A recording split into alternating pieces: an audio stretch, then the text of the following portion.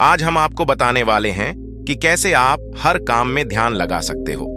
क्या आपने कभी सोचा है कि हर एक कदम जो हम उठाते हैं वह हमारे लिए एक नई जिंदगी की शुरुआत होती है। आज हम सभी उस सफर की शुरुआत करेंगे जिसमें हर काम में ध्यान लगाओ और आगे बढ़ने का मंत्र है। हमें एक सही दिशा दिखाता है और इस मंत्र के पीछे छुपी एक ताकत है जो हमें हर कार्य करने में हर एक लम्हे को नई दिशा देती है। जब हम अपने कामों को ध्यान से करते हैं तब हम अपने इरादों को साकार करते हैं और नई मंजिलों की तरफ बढ़ते हैं। आज हम सीखेंगे कैसे ध्यान से काम करके हम अपने सपनों को हकीकत में बदल सकते हैं, कैसे हर कदम एक नए सफर की शुरुआत बन सकता है। तो चलिए आज हम इस मंत्र के साथ मिलकर नई जिंदगी की शुरुआत करते हैं जिसमें हर कदम एक नई कहानी का आरंभ करता है। दोस्तों, बहुत समय पहले की बात है। एक राज्य में एक महान राजा रहता था। राजा अपने रोज के कामों से परेशान रहने लगता। राजा का किसी भी काम में मन नहीं लगता था। तब एक दिन राजा को उसके मंत्री ने बताया कि उसके राज्य में एक बुद्ध रहता है। मंत्रियों ने राजा को बताया कि बुद्ध के एक एक शब्द में जीवन का सत्य छुपा है। उनके जैसा महान व्यक्ति दूर दूर तक नहीं है। तब राजा ने सोचा कि एक बार चलकर देखते हैं कि बुद्ध सच में इतना महान है। अगले दिन सुबह राजा ने अपने मंत्रियों से रथ लेकर चलने को कहा। राजा उस बुद्ध से मिलने निकल पड़ा। बुद्ध एक पहाड़ी के पास एक छोटे से गांव में रहते थे। रास्ता बहुत लंबा था। बीच रास्ते में पता किया तो लोगों ने भी बुद्ध की तारीफ की। राजा ने सोचा कि सच में कोई बुद्धिजीवी पढ़ा लिखा व्यक्ति होगा। शाम को जब राजा बुद्ध की झोपड़ी के बाहर पहुंचे तो राजा ने देखा कि एक मजदूर छोटे से बगीचे में काम कर रहा था। उसके पूरे शरीर पर मिट्टी लगी थी, पैरों में चप्पल नहीं थी। राजा ने पूछा, महोदय बुद्ध कहाँ रहते हैं? मैं उनसे मिलने आया हूँ। उस बागवान ने कहा, श्रीमान आप अंदर बैठिए, मैं अभी बुद्ध को बुलाता हूँ। राजा झोपड़ी के अंदर बैठकर बुद्ध की प्रतीक्षा करने लगा।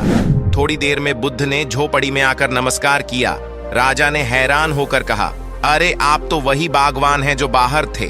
बुद्ध ने कहा, जी राजा कसूर, माफ करें, मैं छोटा सा काम कर रहा था। मैं ही बागवान हूँ और मैं ही बुद्ध हूँ। बुद्ध ने राजा से कहा, आपके आने का कारण बताएं। राजा ने कहा, मैंने सुना है कि आप जैसा साधारण व्यक्ति राज्य में दूसरा कोई नहीं है, तो मैं आपसे मिलने चला आया। मैं आपसे आत्मज्ञान पर उपदेश चाहता हूँ, लेकिन मुझे माफ कीजिए। मैं देख रहा हूँ कि आपके पास ना कोई किताब है, ना किसी कला के संकेत दिख रहे हैं, लेकिन फिर भी आप बहुत शांत दिख रहे हैं। राजा ने बुद्ध से कहा, क्या मुझे आप अपना सीक्रेट बता सकते हैं? बुद्ध ने मुस्कुराकर कहा, सुबह का समय ठीक रहेगा। कल सुबह होने से पहले आप मुझसे मिलने आ जाना। यह कहकर बुद्ध ध्यान में मौन हो गए। राजा वापस अपने महल लौट आया। उस रात राजा को नींद नहीं आई। उसे चिंता थी कि बुद्ध कल सुबह मुझे क्या बताने वाले हैं। अगले दिन सुबह राजा बुद्ध के पास पहुंचता है। बुद्ध बगीचे में खड़े थे। राजा ने बुद्ध को प्रणाम किया। बुद्ध ने कहा, राजा यहाँ आइए और यहाँ से सभी पौधों में धीरे धीरे पानी डालो। और राजा से कहा, ऐसा करते करते तुम्हें इन 10 पौधों में पानी डालना है, लेकिन याद रहे कि पानी डालते समय तुम कुछ और मत करना, ना कुछ सोचना। अपना पूरा ध्यान पानी डालने पर रखना। अगर कोई ख्याल आए तो रुक जाना और दोबारा से पहले पौधे से पानी डालना शुरू करना। जब तुम सारे पौधों में पानी डाल दोगे तब तुम मेरे पास आना, मैं तुम्हें वो सीक्रेट बता दूंगा। बुद्ध की बात सुनकर राजा को लगा कि बुद्ध किस तरह का काम करवा रहे हैं। राजा को पहली बार इस तरह का काम मिला था। राजा ने कहा, ठीक है बुद्ध। राजा ने बड़े ध्यान से पहले पौधे में पानी डाला, फिर दूसरे पौधे में पानी डाला, फिर तीसरे पौधे पर जा ही रहा था कि वह रानी के बारे में सोचने लगा। राजा बुद्धिमान था। उसे पता था कि बुद्ध उसकी परीक्षा ले रहे हैं। अगर वह चीटिंग करेगा तो पकड़ा जाएगा।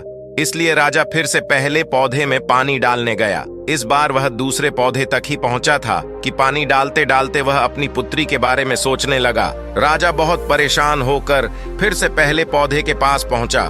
राजा जितनी कोशिश करता उतना चिंतित हो जाता और खुद को किसी न किसी विचार में फंस जाता था। आखिरकार ऐसा करते करते शाम हो गई, लेकिन राजा आखिरी पौधे तक पहुंच नहीं पाया। जब राजा थक कर बैठ गया तब बुद्ध ने कहा, राजा मैं तुम्हारी ईमानदारी से बहुत खुश हूँ, इसलिए सुनो। जब मन विचारों से खाली होता है तब उसमें मन का असली स्वरूप साइलेंट अवेयरनेस प्रकट होती है। तब हर साधारण काम भी तुम्हें ज्ञान और शांति देता है। राजा ने कहा, लेकिन यह संभव कैसे है? जब हम काम करते हैं तो हमें कई विचार परेशान करते हैं।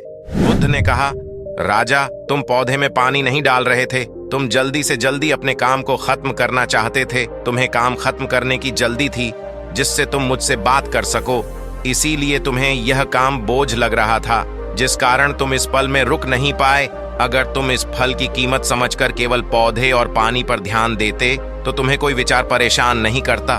राजा ने कहा, यह सब तो मैं समझ रहा हूँ, लेकिन इस पल में रहना बहुत कठिन है। क्या मुझे इसके लिए अकेले रहकर तपस्या करनी पड़ेगी? बुद्ध कहते हैं कि शांत मन तो पहले से ही मौजूद होता है। इसके लिए कहीं जंगल जाने की जरूरत नहीं है। सबसे पहले अपनी सांस पर ध्यान देना सीखो, तब आपको पता चलेगा कि शांति तो सांस के साथ ही बनी हुई है। उसके बाद काम करते करते सांस पर ध्यान बनाए रखो। आप बोलते चलते सोचते हुए भी अपनी सांस पर ध्यान दे सकते हो। जब आप ऐसा करते हो तो बिखरा हुआ मन सिमटने लगता है और एकाग्र ऑन पॉइंट हो जाता है।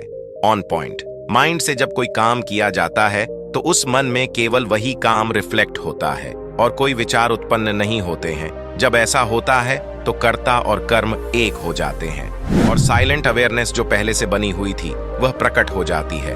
तुम इसे आत्मज्ञान, आनंद % मूवमेंट, जो चाहे नाम दो, यह आसानी से प्राप्त हो जाती है। राजा ने कहा, बुद्ध जो कहते हैं कि जो मन मुश्किल को रिजेक्ट नहीं करता, जो मन परेशानी से दूर नहीं भागता है, केवल सचेत रहता है, वह मन हर परेशानी को पार कर जाता है। दोस्तों, कभी काम को बोझ मानकर जल्दी जल्दी खत्म करने की कोशिश मत करो, क्योंकि इससे तनाव पैदा होता है। आप यहाँ नहीं बल्कि कहीं और होना चाहते हो। तनाव के कारण मन में विचार हावी होने लगते हैं, जिससे इरिटेशन होती है और हर काम जो % मूवमेंट का दरवाजा था वह सच में बोझ लगने लगता है। इसकी जगह काम शुरू करने से पहले अपना ध्यान सांस पर ले आओ और फिर काम के दौरान भी ऐसा करो। सांस का ध्यान काम के ध्यान में बदल जाएगा और कठिनाई, डिस्टरबेंस आते हुए भी आपको छू नहीं पाएगा और आप जो भी काम करोगे उसमें आपका ध्यान लगा रहेगा।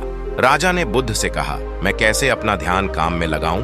बुद्ध ने राजा से कहा, जब मैंने आपको पौधों में पानी डालने को कहा था, वह काम सिर्फ कुछ देर का था, लेकिन आपको वही काम करने में पूरा दिन लग गया और काम भी पूरा नहीं हो सका। ठीक वैसे ही यदि तुम अपना ध्यान केवल पौधों पर रखते तो वह बहुत आसान काम था। आपको अपनी सांसों को अपने काम से मिला लेना है, तभी तुम्हारा ध्यान काम पर होगा। तुम्हारा फोकस ही तुम्हारे काम को आसान बना सकता है। यदि तुम अपने काम पर फोकस नहीं कर सकते तो वही काम तुम्हें कठोर लगेगा। यदि तुम जिस काम को कर रहे हो तो अपना पूरा फोकस उसी काम पर लगा दो, वही काम तुम्हें आसान लगेगा और पता भी नहीं चलेगा कि काम पूरा कब हुआ। तुम्हारी सांसें और ध्यान ही तुम्हारे काम को आसान और कठोर बना सकते हैं। एक काम को खत्म करने से तुम्हारी आधी से ज्यादा चिंता खत्म हो जाती है। बुद्ध की बात सुनकर राजा ने बुद्ध का धन्यवाद किया और अपने महल लौट आया।